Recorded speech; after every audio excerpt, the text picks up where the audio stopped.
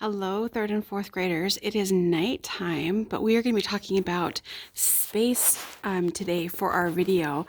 So I wanted to kind of tell you a little bit about something that I can see just outside my house. So I'm going to show you. This is this is a star. I'm going to show you kind of what it looks like. I'm looking west out from my house, and this star is right above here. Now, this particular star is called the star Sirius. It is actually the brightest star that you can see. There are no other stars in the night sky that are brighter than Sirius. Sirius is called the dog star. Maybe some of you guys don't remember from Harry Potter, the Sirius Black.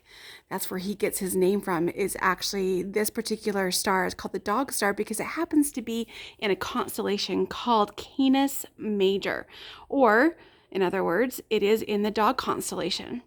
So if you look directly out west, you'll see this star, and it is super cool because it actually can twinkle. Can you see? I'm not sure if you can tell on my phone. It can twinkle. It's a blue-white. It's a blue-white giant star, but because of the Earth's atmosphere, it can actually twinkle different colors depending upon the type of pollution and stuff that's in the atmosphere. Now I'm going to swing a little bit over here, and I don't know if we're going to be able to see it or not. We could see it earlier, but right over in here you can kind of see some stars in here. This is actually the Orion constellation. So Orion is a constellation that we can see really, really well in the winter time, and it's actually going to be setting and going down to the southern hemisphere for their winter. So we see Orion and Orion's belt mostly in the winter time, very, very distinctly. It's kind of hard to see tonight, but this constellation was actually named after a Roman and Greek character, one of the myths. And I'm going to swing over here and look at something else that's very bright. Now, if you'll notice, this thing is very, very bright. It's actually brighter than the dog star that I just showed you. The reason why it is so bright is because it's not a star.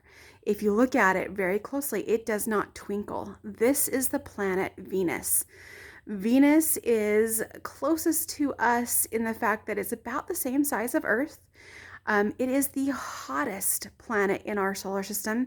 In fact, it is so hot that nothing can survive on the surface. It will actually melt metal. We have put a couple of probes, actually Russians have put a couple of probes on the surface of Venus, but they only last an hour or two before they actually melt and are destroyed by the acid and the heat and the pressure on Venus. Venus actually rotates the opposite of Earth. And it's actually the only one that rotates in this particular direction.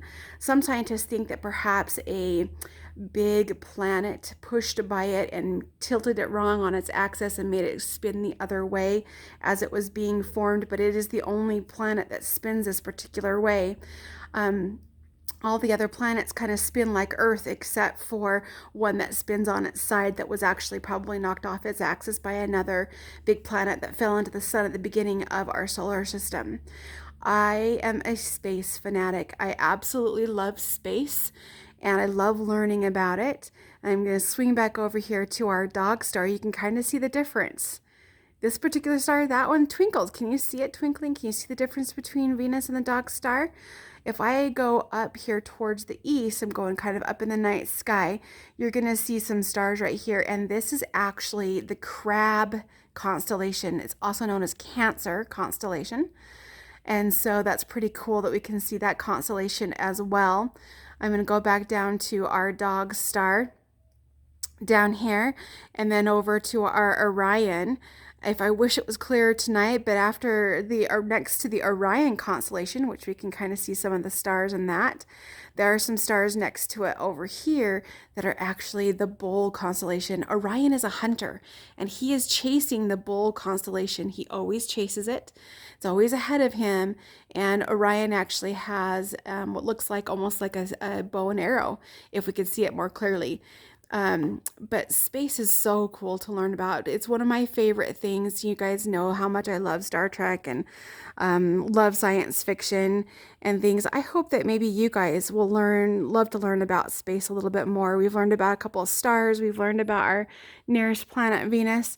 I hope that you guys know that You can study space and learn so much. We don't know a lot about space, but we do know, I think, a little bit more about space than we do our oceans, which is kind of funny. We've only explored about 5% of our oceans, but we do know quite a bit about space. We have satellites up in space that tell us, they give us great pictures, and that they can look for different heat and gamma rays and microwaves that come from different stars.